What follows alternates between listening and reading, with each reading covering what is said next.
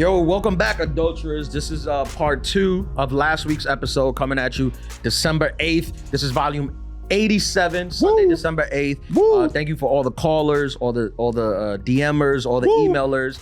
If you would like to call us and leave us a voicemail, it is 347-378-9423. I am Ian Lara, and this is my co-host, DJ APM, and we have Johan doing the sounds. So last week we left off, we were talking about Johan's sexcapade with the rich Swedish girl. Yeah. And then we started talking off air. Have you ever dealt with a girl who had a lot of money? Me? Mm-hmm. Yeah, but she was older. They always are. Yeah. Older ones are more likely to spend it, I believe. I was flown out. Yeah. Yeah. That's good. Would you say you're comfortable taking money? If hypothetically speaking, like a girl you were dating just gave you a not like cash, but like you come over, you have a good night, you leaving in the morning. Oh, where you going? I'm going to work. Oh, all right, here for your lunch. $10,000. That is a great question. I don't know. See, that's crazy. I feel like I don't know how I would feel if she would like be like, yo, just let me fly you out type shit. I'll tell you how you feel. You feel good. Great. And you'll be like great. First class, please. No, that's how you'll feel. You'll feel absolutely Women great. have been taking advantage of men for thousands of years. It is time to get our lickbacks. You'll feel great. Send us money. Until the end of the weekend, and then you feel like, oh man, I'm a thotty. Well, Yeah. you're not, I mean, what are we talking here? Like I said, if you listen to last week's episode, we don't know what this girl's parents do for a living. Could we find out live on the show? I'm not gonna ask her through text. You can't ask her what your parents do for work? Nah. Well, do you know her name? Yeah, but I'm not gonna say her name. I'm saying Google her name. Oh no, I don't know her last name. Oh. Yeah, if you knew her last name, what if she comes from like a bunch of wine Swedish company. kings? Yeah. Yeah, I don't know. I'll ask her like maybe the next time I see her, and then I'll let you guys know. Yeah. But, Yeah. I know guys, I remember growing up with guys who were like too comfortable taking money from women. That's a fact. That's what I don't want to That's get definitely to. a fact. Yeah. How did that make you feel? Because I remember even at that time, I was like, yo, something about this feels off, you know? It never made me feel good. Okay. It never made me good. Have you ever been flown out? Flown out? No. Have you ever made a woman laugh so hard after the next I've been day? offered. Yeah? I've been offered. The for stacks? Sure. Yeah, I've been offered. Always the older women. The older women? Yeah, I got offered one time. This girl offered me to, this girl stole my watch. I told this story? No. In Toronto, some girl stole my watch. T-Dot? And the comic on stage, he went on stage and told this funny story. He put it into his act about how a woman had stole my watch. Uh-huh. And the lady came up, this older lady, she had to be in her 70s. She came up to me and she slipped me her hotel key and she was like, she's like, I'll buy you a new watch. She didn't even know what type of watch it was, like how much expensive. She was just like willing to purchase any new watch. In her 70s? For me to give her a good Dickens. She wanted you to knock the webs off that thing. Yeah. She was very old, bro. She looked like she was probably attractive when she was younger, but she was like really old. And she wanted you to knock the cobwebs off? Yeah, I mean, I don't think it was cobwebs. She looked like she was What's past slanging. What's past cougar? She was like, I mean, well, there's one thing where you're like, I could kind of see it, maybe 50, maybe 60, a good look at, because Holly Berry's almost 60. Angela Bassett, right? Yeah, maybe She work out, she drink water. But once you go over 70, bro, whoa, I don't know. That's crazy. Once you go over 70, I literally don't know what to do. Damn. Like, I don't know what to do. Damn. So I turned it down.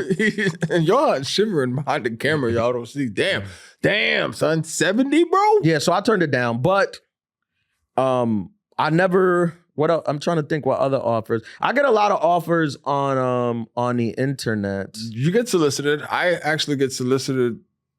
Like, I guess I'm the conduit of the solicitation. I've been privy to some of your solicitations. Oh, yeah, you're like the realtor. Yeah. Same here. Like girls hit me up asking about you.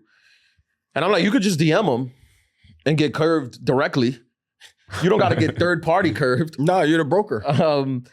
But I have, I know there's some older women that listen to this podcast. There are some beautiful ones. Yeah, for sure. There are some beautiful ones out there. But 70, that's kind of 70's crazy. That's wild. 70's crazy. Unless we were in our 50s, then that's like, what's 20 years? Up though? I think if I'm 50, 70's still crazy. Nah, if I'm 50, 70's still crazy. I don't know. What's the difference? If you think about it, why you got to be 50? What's the difference? There's a difference. You're still you. That's a big fact, but there's a huge difference. I feel like if you would hook up with a 75-year-old woman at 50, you should also hook up with a 75-year-old woman at 35. Absolutely. Because what's the difference? It's you. Yeah. I don't know. It's still you. You still doing the thing. You're just waiting 20 years. So what you waiting for? All right. What about 65? If what? 65, there's no holds barred. You're in the same generation. You're both retired. If you're 65 and she's 75? That's the same. I feel like if you'll sleep with a 75-year-old at any age, you should do it at the age you are now. No, that's crazy. Because what's the difference? Nah. Why do you have to wait 30 years? I think because, you mess around and throw her hip hop, at least at 55, you're not doing the same moves at 35. I'm going to be 65 in 30 years. Yeah, you're not going to be doing the same moves. The way my body feels right now, I can't imagine me living another 30 years. I just can't. You're not doing no self-care, or you mean because you just came from the gym? No, I'm just generally at 34, generally I feel sore and in pain. Yeah. So I can't imagine 30 years from now. But they're gonna have all kind of new technology. Yeah, they're gonna have new technology. We'll probably be in Mars. So by then I'll have a new robotic Tesla leg. Yeah. And that'll be better. I seen pants that it's a new thing that you can put on the knee. It's like an electronic knee brace and it helps you get the power. We already live in the pants? future. Yeah, pants. Yeah. I need those. $5,000. But I decided a couple weeks ago that I was gonna reclaim my youth. Okay. When I had that embarrassing showing at the charity basketball game, I was like, I'm back in the gym. Humbling. So I'm working it out, baby. Very humbling. And I want to stay in. I'm trying to stay in the gym, stay motivated, stay healthy, stay sexy. Yo, consistency is the key, bro. Yeah. Consistency is the key. Like we were talking about in the last episode. And I feel you because it's like, man, I feel like I'm more in tune with my temple. That's a t-shirt. Mm-hmm. But in the sense of, if I feel like I'm 1 pound over my goal, I feel nasty. If I'm 5 pounds over the goal, I feel nasty. You know what I mean? If I'm eating too crazy, when you're younger or when you're just way more active, you can get away with eating nasty 2-3 weeks in a row. I don't know when this happened, but I think it was about 31, maybe 32, where I just could no longer eat food. No. I have to eat what hamsters eat. I have to eat cabbage. Bro, I'm basically vegan. And bone broth. I'm basically vegan. Yeah, that's the only way I feel comfortable. And not like the cool vegan, they go to slutty vegan and all that stuff. No, not the slutty I'm talking vegan. about cabbage. That's it. When did that happen for you? 31.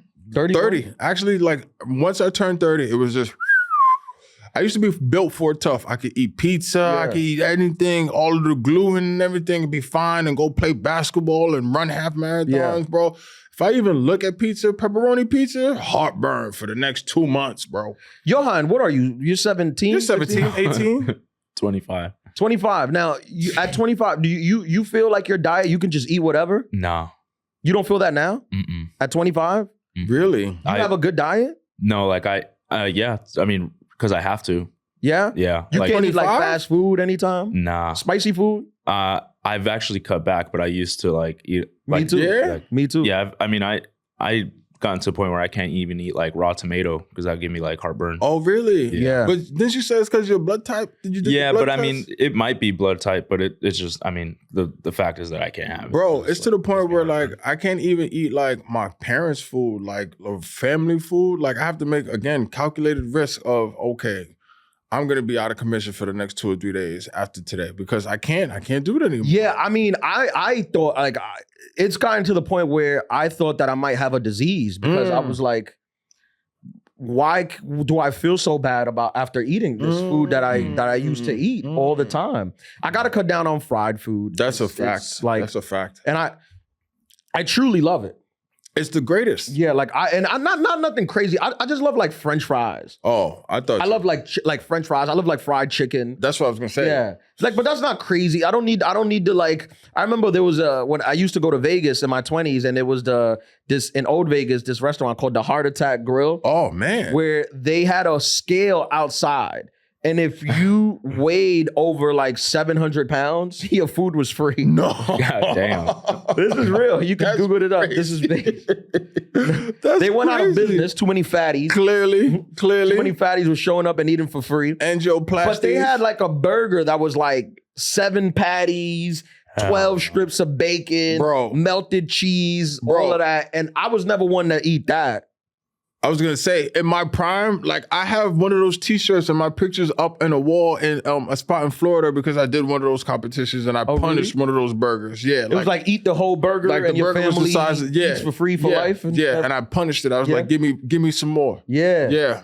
Damn. Not anymore, bro. Yeah, Not I was never one of anymore. those. I don't think I could ever be like a competitive eater. Bro, but the thing is, it was like, and you know, I played college football, but the thing is that people don't realize is that like that comes with an appetite too. That comes with a certain like eating. And I was an undersized lineman, so like I were undersized. Yeah, because I was light and I was playing offensive tackle, but I basically had carte blanche because I had to maintain my weight because you run a lot.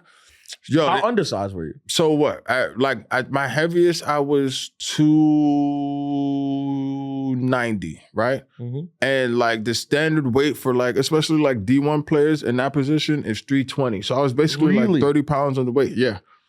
And then, but as 320, 320, and as the season went, like I would lose weight because we just ran so much. So I had to like just, bro, me and my homeboy, Big Worm. But you was doing a lot of blocking. A lot of blocking. Yeah. But blocking a person who's 30 pounds heavy is hard. It's crazy. They can run right through you. Crazy. So because of that, I had to eat like 5-6 times a day. And then to just maintain some kind of body weight, I'm talking about like not only grilled chicken and pasta, because that's what all of the, you know, the diet conscious teammates were doing, but I could also eat the burgers and the fries. And then there was also like, you know, we had like our swipe cards, so then I'm eating chicken fingers, but then on those rare occasions we would go out, we go to Red Lobster.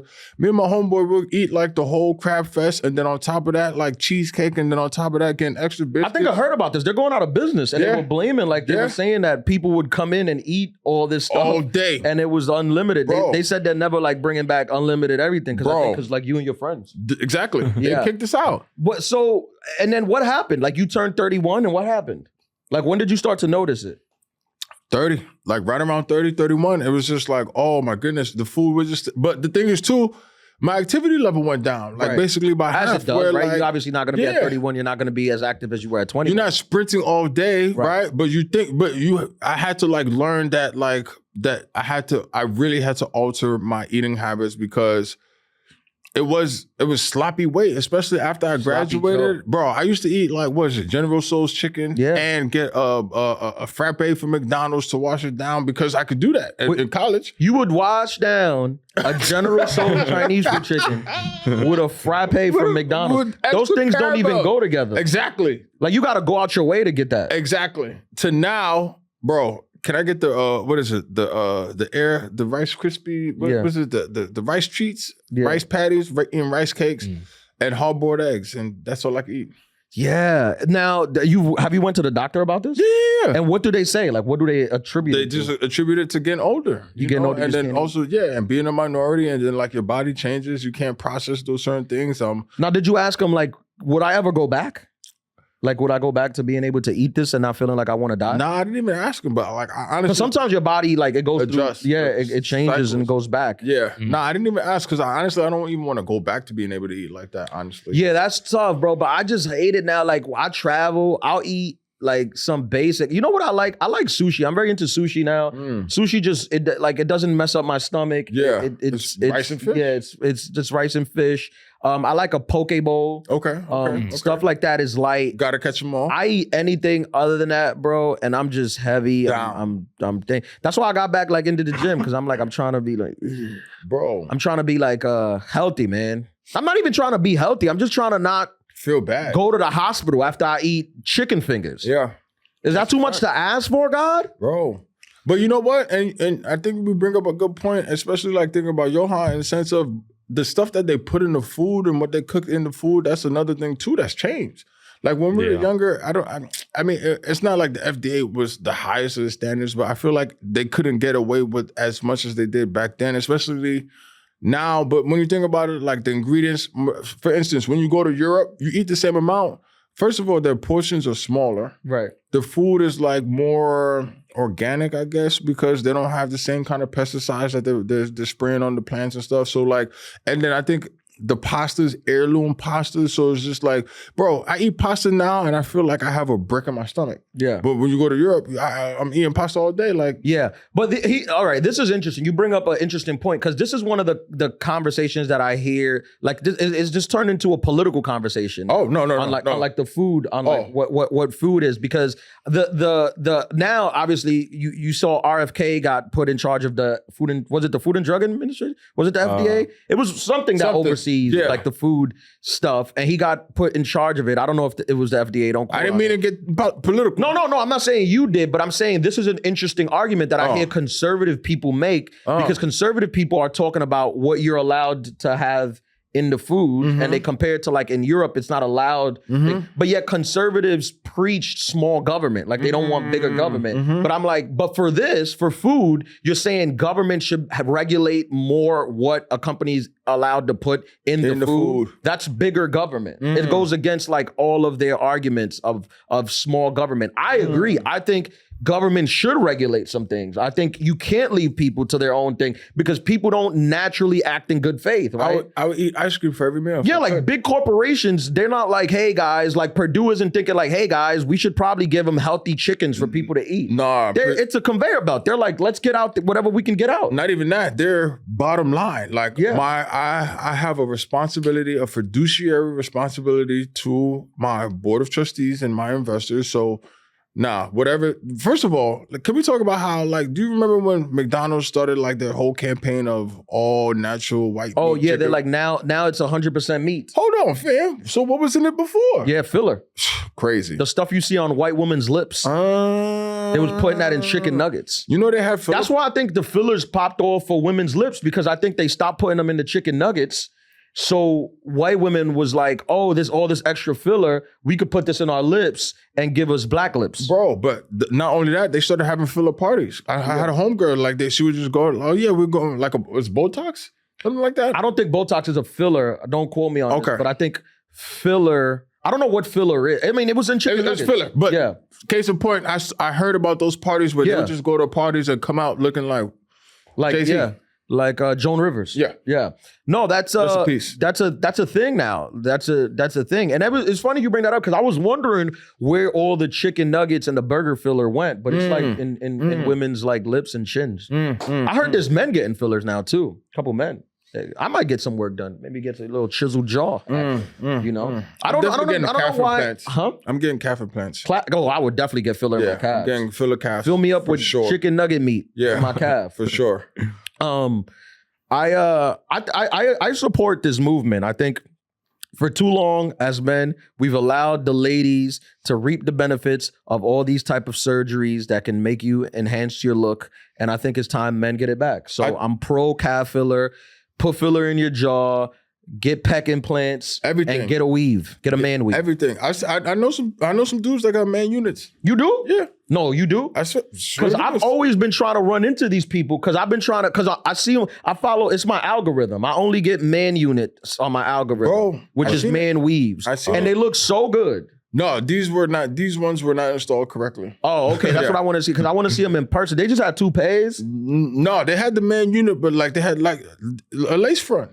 Like it looked bad? It was like, what are you doing? And the lace front with the Beijing on it. It was a lace front. The Beijing combo. is tough. Yeah. But I've seen some on the internet that, I mean, they'll take a homeless guy and make him look like, Idris Elba. I seen it. With a man unit. I seen it. And I mean, I tell everyone I meet right now, thankfully, I still got my hair for the most part. You're lucky, bro. If I run out, I'm getting a man unit. Don't say shit to me. I think one of our biggest clips is because of my hairline, right? Yeah. I sacrificed. Don't say shit to me. I'm getting a weave. If I go to Turkey and I come back, it's over for y'all. I'm going to Turkey. I'm gonna fix my hairline. I'm gonna fix my teeth. I'm gonna be a brand new person. I might not even be on the show anymore. He said he's gonna fire me. I hear you, man. I hear you. I know some guys who went to Turkey. I know a couple guys who went to Turkey. Yeah? Yeah, it doesn't work for everyone though. No? No, it does not. It's not for every hair. I thought it's mostly white hair that they reap the benefits. Like a lot of those, my friend, he just did it. A lot of those, he said a lot of the Turkey companies, they won't even deal with African-American hair. That's crazy. Yeah, they were just like, because it's too, they say it's too coarse and curly. So it doesn't look as full as like straight hair does. So it doesn't look as good. You can't even do a racism strikes again. Yeah. Yo, we had some calls, right, from the last episode that we wanted to get to. Yo, what up, adulterers? If you want to see me live, your last chance to see me on the road this year is this weekend. I'm at the Philly Punchline. Make sure you get your tickets at ianlaralive.com. Yo, what up, adulterers? We are just a couple weeks away from my special taping, December 21st at LPR, Le Poisson Rouge Rock Club in New York City. We only have tickets for the 6 p.m. right now. They might be sold out by the time this come out. So get your tickets. 8 p.m. is sold out. I can't wait till you guys see the show. Peace. Yo, Adulthood Podcast. This is Gene, Ian, Lara, DJ PM. So I have a lot of friends that are in relationships.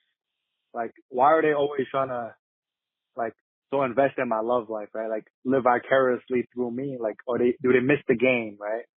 I think so. I want to hear your thoughts on that. And one more thing, right? These guys in relationships actually ask me this. Say you're on a first date with a woman, right? You guys go out and she just starts ordering mad expensive stuff, right? Like, say you're at the Stand Comedy Club, right? You know, not too expensive of a spot, but still a nice spot. And she's like, yo, let me get 6 dozen oysters, right? Like, what are you going to do? Are you going to leave? Or are you going to make her pay the check? Or are you going to call the waiter back and be like, yo, and ask her, like, yo, you're paying for this, right? What will you do, right? Like, it's never happened to me, but curious. I don't have a good answer for this. Thank you. It's Gene checking in.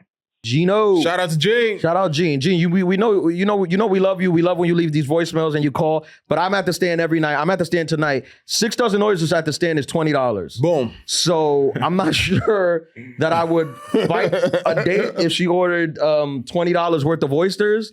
But I get what you're asking. What was the first question? Yeah, because this was a two-parter. Guys in relationships trying to live vicariously. Oh, yeah. Oh, this is a big thing, and this doesn't stop. As the older the people around you get, the more this is. Because I have this experience with married men, not really with relationship men, but married men. And I had a bit about this, but I'm like, married men, they just always want you to be having sex. Filthy. Like they just want you to be, they feel like, damn, I retired my jersey. You haven't retired yours. You need to be outside mowing them down. Yeah. And you're like, but you know, I just want to, you know, I just want to have a smoothie and enjoy this frappe on this nice summer morning. And they're like, no, you need to go find women and have sex. And I'm like, but it's 7 a.m. and they're like, get to it. And you get frustrated, right? You get flustered. Yeah, you just want your matcha latte. On what to do. I've learned it's fine. Don't overthink it. Yeah. They're just sad, miserable people. Yeah. You know, marriage is sad. Yeah. You know, you have to be with the same person forever. And it's very happy. There's a lot of happiness to it, but there's a lot of mundane to it. It's very mundane. Yeah. And I'm not against it. I think a lot of people are against marriage when they're younger, but as you get older, you romanticize the mundane more. You definitely do. Like the older you get, you don't want excitement no more. It's not even that you don't want excitement, but it's just that the you start realizing how stressful the other side is too, where it's just like, man, I just want to sit on the couch and chill. Right. Like, I got heartburn, like we was talking about. I had pasta. Like, well, hold on. And then, like, I can't even eat oysters. My face is going to blow up. Like, but I think that, just tell them stories. Or I wouldn't even say even be facetious, but they're probably with the wrong partner. Yeah. You know? Yeah. I don't even think that. I think, look, as you get older, it's nice to reminisce about the other times. You get nostalgic about the times, right? Yeah. And I think when guys try to live through you, I think that's a good thing because it shows that they're loyal. Yeah. And they're not outside still running around doing the crazy things because they're trying to live through you. That's a good point. And then on top of that, I would like equivalent it to athletes where they're like, man, if I was in the game today, I'd be scoring 100 points because how the rules change. And I think that's a testament to the rules have changed. Like you don't really have to be the most crafty. You don't have to have the most game because it's thrown at you now. I can see myself in 20 years being 54 years old and looking back at the younger kids, in their 20s or 30s and being like, what are you doing? What are you fucking? I can see myself being one of those guys. Those guys that want to hear like you remember your young days and you think you a cool whippersnapper, don't you? Yeah, you young blood. Yeah, you think you tough. So you want to tell me a little bit so I could compare it to when I was outside and I could see if you're doing any type of damage or if you're a peon. Yeah. And to build on top of that, like you also got to talk to the people who was married and now they back outside because that'll give you like the contrasting perspective of I talked about this on an episode a couple of weeks back, but it's easier and they're throwing it at you, but it's also like it's messy out there. And he was actually being vulnerable, but he was just like, it's cool, but like I really just miss my kids and like I understand that, right? I don't glamorize being outside. It's not. It's not good. It's not on Instagram. Like if your frame of reference is only Instagram and like basically a lot of women, not all women, but a lot of women are just basically half naked all of the time, and you think that's what's really going on outside. So like these dudes are like, so what's up? Is this really what's going on? And sometimes it is, but yeah. The thing with the Instagram is these women who like that's like their brand on social media, they make it seem very natural and like. You would think like they're just in a bikini at a pool and they just snap this great, perfect photo where everything about them looks great and they're just gonna post it. But I've been around these women. That is not how it is. They are doing a 2-hour photo shoot to get that one photo they like to post it to make you think that they're living their best life and just taking one photo and posting it. So you gotta be aware of that. But I think living through people as when men do it, I don't mind it because again, I think that it's just them. They're not doing the things anymore and they just want to reminisce for a little bit through you, not through them, through you about the times when they were. Before my jersey was hung in the rafters, but I was outside. Right, yeah, that's true. That's a fact. Most athletes, and I like when you ask, I heard Kobe, may he rest in peace, he did an interview after he retired and they asked him about if he still wanted to play in the game and he said no. Like I was done. I gave it my all. It was great. And now I was done. And you still see him at games watching the game. Yeah. But he had no desire to be on the court at all. And I think that's amazing because he was like, I'm looking forward to these next 20 years. Yeah. Again, RIP. Yeah. And it was like, oh, that's real perspective because when you go from being the best, it's just like, I did this. But and he was more well-rounded as a person. I think that's what you're trying to get to of, sometimes you got to just be more than like one thing. You know what I mean? Like you got to be well-rounded as a person where it's just like, I did that and I did that at a high level, but I can do other things, Yeah, and I think men feel this way a lot of times when they was outside and they sold their wild oats. They did the things they were going to do and now they're not concerned with that anymore. Chilling. And they're like, it was fun, but tell me about what you're doing. And I'll remember mine, but I don't want to do it no more. No, definitely. And the other story about the other question about the ordering of expensive stuff. Here's my thing with that. I think, and this is going to sound a little messed up, but I just feel as a person, I'm not even going to put a gender on it. As a person, if you're being taken out to dinner and somebody's paying, before you order like the craziest, most expensive thing on the menu, I think you should do a self-audit of yourself and take a strong look at yourself and be like, am I worth this $200 steak? Because a lot of times the honest answer is no. That's a controversial take. I know, but I'm not putting a gender on it. I'm not putting a gender. Earlier we were talking about men who take money from women and men who get taken out and flown out. I'm not putting a gender on it. I'm saying anyone. I don't think you should go on dates First of all, regardless of if you're worth it or not, I don't think you should go on dates trying to abuse people's pockets. Yeah. Unless you're dating a girl like Johan, which her parents are like Run it up. royalty in Sweden. Then you can order whatever. Can I interject here? Please. But another thing too is then like also for the person, I guess it's is it the datee or the dater? The person who's taking the person out, don't also be flaunting like you got it too, because I feel like a lot of men fall into that trap where it's like, yeah, I'm doing this, or taking gender out, I'm doing this and I'm doing that and I'm balling, I'm gonna take you here.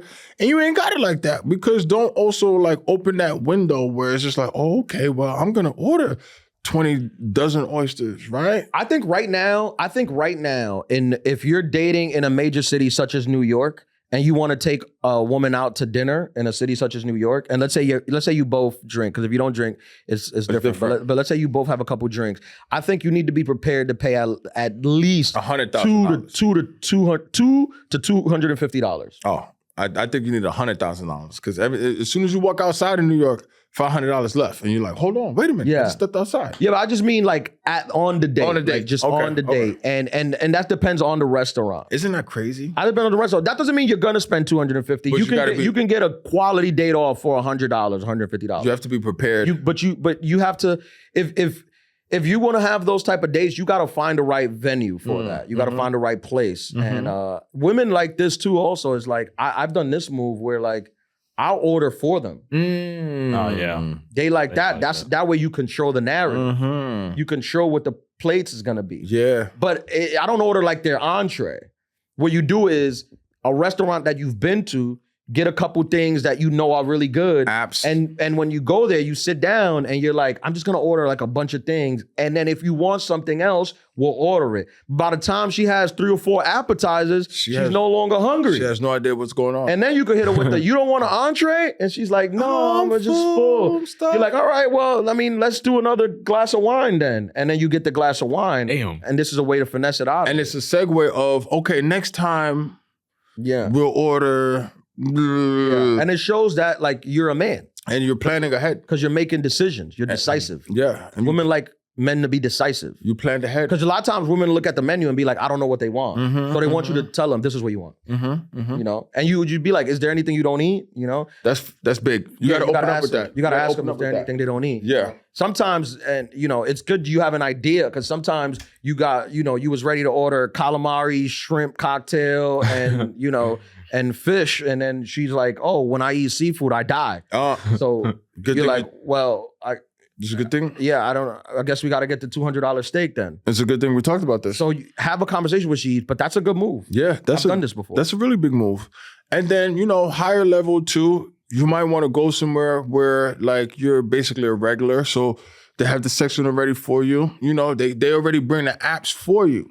So it's just like, oh, I know when you come in, and not that it's a date thing, it's just like, no, I really like this restaurant, blah, blah, blah, boom, boom, boom. The next thing you know, you're planning a wedding. That's a tricky move though. Yeah. I feel like that's a veteran move. I wouldn't recommend that to just anyone. Can't pull that out. Yeah. You can't I wouldn't recommend that to just anyone. A lot of men won't know how to pull that off. It'll be suspicious. Yeah. They'll walk into the thing, the girl will be like, what do you bring all your dates here? And they're like, well, no, not all. No. And then, yes. And it's just weird. Fumble. Yes. Right off the bat. You'll fumble it. No. But the ordering shows, because I've been to dinners, like business dinners, where I'll have a guy there who's like a good orderer.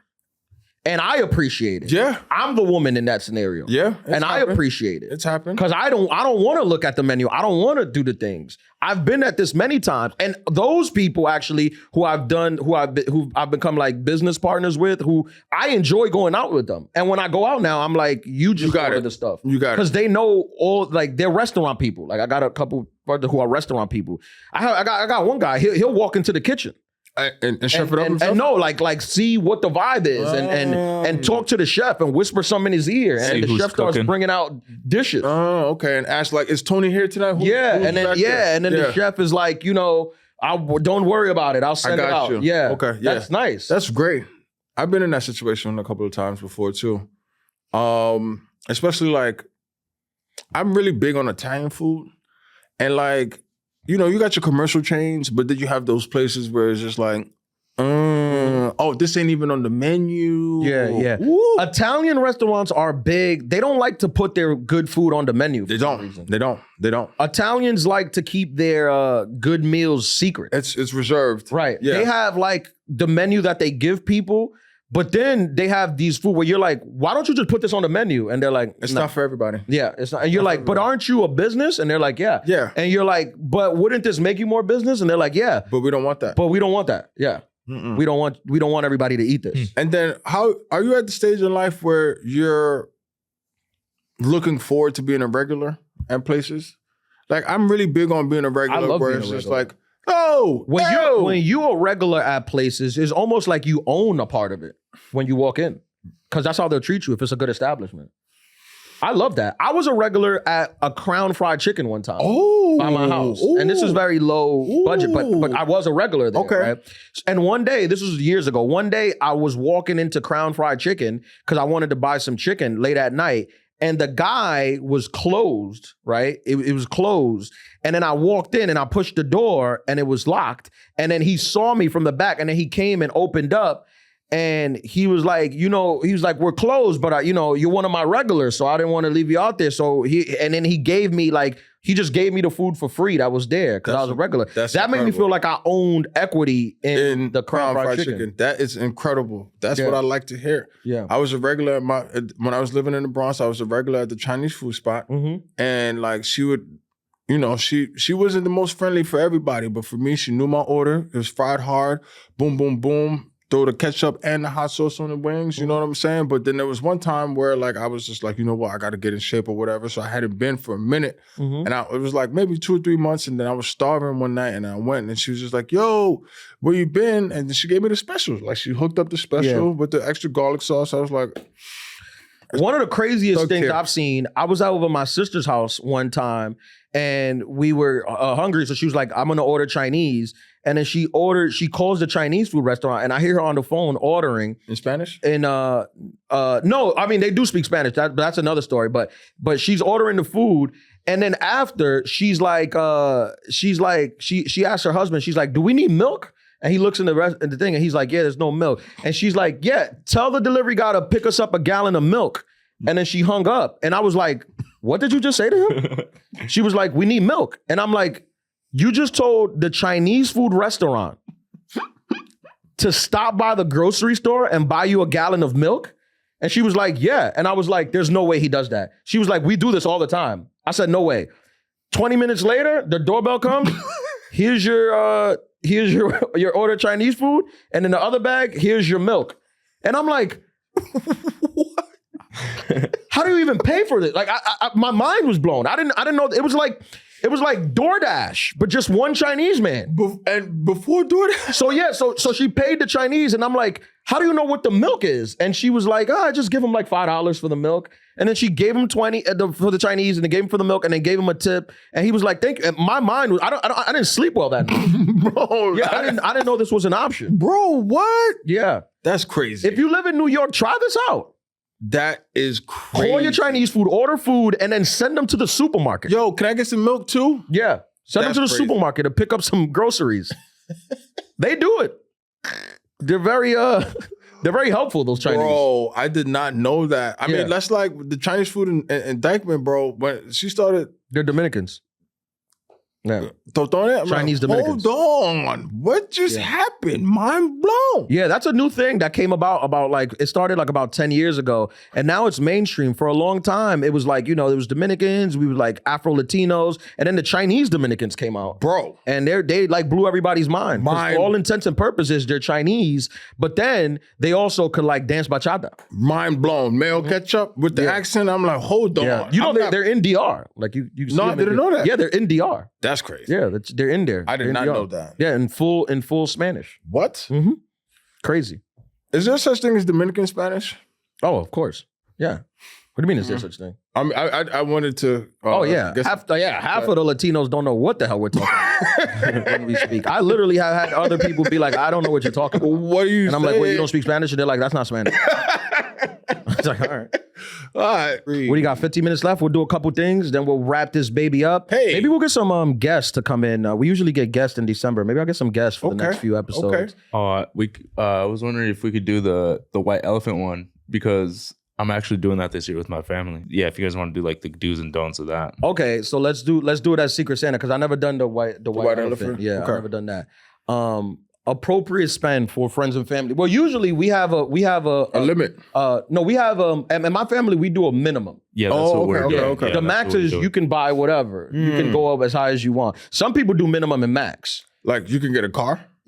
I mean, if there's no max, but some people do minimum and max. So I'm not buying you a car, and then you're buying him, Some a gum? cologne. Yeah. So you do a max to keep it in the range. Okay. In my family, we do minimum $100. Okay. Which Yeah. is that's fair because it's a lot of us, and if you only do a gift for one, $100. If you bought gifts for everyone, you would spend $1,000. $1,000. Right. So $100 is I think is fair. What do you guys do? Yeah, that's what we're doing. We're doing $100 as the minimum. Yeah. This is tough though, because in every family, there's people that you want to get you, and there's people that if you are the person they have to buy a gift for, you're screwed. Screwed. Yeah, even if the budget is whatever it may be, because you develop a budget to try to avoid cheapness. But cheap people have a way of finding cheap at $100. They can maneuver. Right. Yeah. Like they know how to finesse cheap. Yeah. In a way that most normal people can't. Because I've been in Secret Santas that was $250. $250 the In minimum. the family? No, this was like a more a friend's one. Okay. $250, and then some people still got Cheap with the 250? cheap. Yeah, some people still got. I'm like, how do you get cheap with $250? I'll tell you one story, and my friend told me this story. I wasn't part of this, but she told me she was in a Secret Santa with her boyfriend. No, her boyfriend was in a Secret Santa with all his friends. The minimum of the Secret Santa was $500. Damn. She went out with her boyfriend and bought $500 worth gift for one of the friends. Nice gift. I forgot what it was. It doesn't matter for the story, but I forgot what it was. She bought him a $500 gift. They then got together to exchange the gifts. Everybody was giving out the gifts. Here you go, here you go, here you go. When it came to the person who her boyfriend had got, who Bought the gift for him? no, who was buying the gift For the boyfriend. for the boyfriend, Yeah. they ended up getting each other. So it was sometimes that happened. Sometimes you get each other. They had bought the guy a $500 gift. The guy bought her boyfriend a mixtape of his music. No. And in it, he was like, this is gonna be worth more than $500 one day. No. She told me that's when she realized that her man was the beta of the group.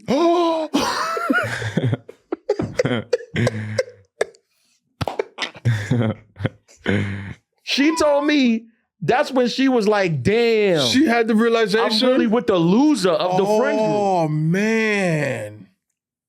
Bro, you give me a mixtape when the minimum is $500. But why is the minimum 500? That's crazy. They was like trying to be like, But like, what were they trying to be? Because I don't care for friends. Like 500. No, what? Like, But- how much but- is he but- no. spending on her? no, but it's not. I see why you would do that. It's nice if you get like a couple of dudes and you're all making like some money or whatever. okay, And all you're right, like, yo, okay, let's all do right. so. Let's get something nice. That's for what each I'm saying. other. Okay, all right. So like let's not make it like maybe you doing a bunch of other ones that's a little cheap shit. Yeah. And as you get older, you don't really get nice gifts like You that. don't. You so you're don't. like, yo, let's make it a high, $500 so we can have like something to look forward to. Don't on give this me your day. mixtape, fam. A mixtape is crazy. Don't give me your mixtape. She told me she burst out laughing in his face. In his face? And then got into like a roast session, like started roasting all of Oh them. man, that's crazy. See, Yeah. like I'm at the point where like, yo, cash is king. Cash, gift cards, boom. I'm not even playing that. I don't like cash on the. You don't like cash on the holiday? Because what are you giving me cash for? I could just use my cash. Nah, because That's then, not a gift. Then I'm gonna give you my mixtape, and then it's gonna be like, Well, I think there's a middle between cash and your mixtape. I don't want to that embarrass can you in find. front of your girl. But I think the cool thing about when you do it with friends and family is hopefully it's people who you're close with. and them buying you the thing that they feel you need or could use. But then sometimes you run into like a situation like you were saying earlier where like their perspective of your taste is so wild, drastically different of what your taste actually is. And you end up like, and then they feel bad because you thought you might re-gift it or you might just put it in the status of like, I'm never looking or touching this thing ever again. Versus the cash, oh my goodness, thank you, I appreciate you. I'll buy a trip or something, you know? No, but the cash, if you giving cash, why are we even doing this, bro? Nah, like, I could just keep my cash. I appreciate the cash. But I could just keep my cash. That's true. There's no exchange here. But that mixtape or cash? Well, if those are my two options, if my only two options are mixtape and cash, then yes, I'm gonna go with cash. That's the name of the episode, mixtape or cash. But if we do a Secret Santa, bro, I want, like, first of all, should we do one here? Maybe we should do one here. $500 limit. And then we open it on the show? I want to, here's the problem. Because what you bring up is a problem. Here's the problem. A lot of people doing Secret Santas with people in the Secret Santa who don't have good taste. That's what it is. If you do a Secret Santa where everyone has good taste, then it's going to be great. Because they're going to get you something that you know is going to be good. Certain people, if they get you in the Secret Santa, you know it's going to be good. You know it's going to be good. Exactly. I can't imagine you getting somebody on a Secret Santa and not getting them a good gift that they're going to enjoy. I have such great taste that it's to the point where like I kind of almost feel bad because my taste has exceeded my bank account. Yeah, I mean, that's good on my part. Like, that's good for me. That you can't afford the gift that you want to get me. That's nice. I'm the same way. Like, the people who I got, they know that you're going to be good. Like, you're going to get some great gift. But to avoid this, what we do in my family is we'll do a wish list. Oh, okay. All right. So that's what everybody I was has say. a wish list. So you just got to get it some off the wish list. And we do that so people won't give cash because, like, make a little bit of an effort. Order it on Amazon. Yeah. Make some of it bit of an effort. And that's the thing, too, where, like, I've been in a situation because at work where, like, I have, and not good taste of, like, expensive, but good taste of, like, I'm paying attention to. Good taste is not expensive. It's not expensive, but like I'm paying attention to like the things you like, what you say, what you're dropping, especially exactly. like around That's October. What it's about. And it's like, oh, you like this, you see what you like, what kind of, and then it's like I'm following that in. So when it comes to this time, it's like bang, custom cufflinks or something because I know you like cufflinks, something like that. And it's like, oh, I wasn't even expecting that. Like, how did you know? But you talk about it all the time. People tell you what they like. Right. That's what it's about. That's what it should be. When somebody, but the problem is people get lazy and they give you their mixtape. Yeah. But it should be you when you get a person, and usually you do it around this time, right around Thanksgiving. It gives you about 3-4 weeks to really talk to the person, listen to what they want, listen to what they say, and then make a purchase that's gonna make, when they open it, they're gonna be like, wow, how did you know that I needed condoms? And you're like, you always saying that you have STDs. You've been saying it for the last.